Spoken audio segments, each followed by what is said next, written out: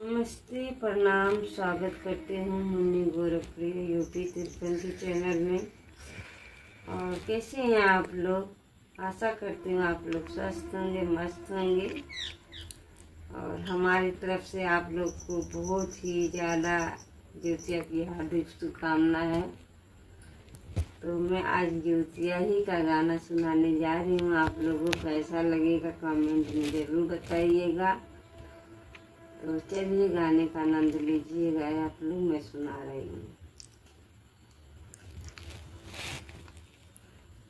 मोही के कुखिया से दोई गो बबुआ बबुनी आनो हो।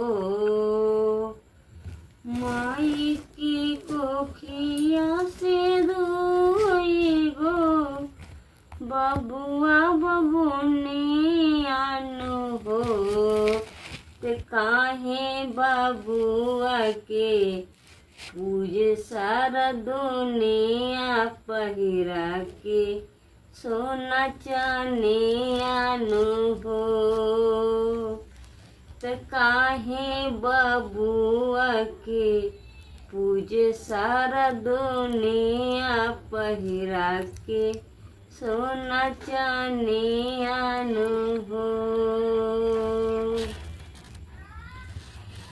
बेटिया जनम लेता पराया कहे काहे सब दुनिया नो हो। बेटी के जनम से सब काहे पराया कहे बबुआ के जब पूरा दुनिया नो हो।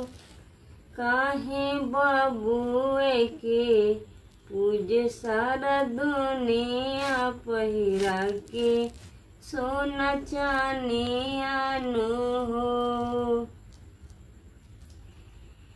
बेटी के जनम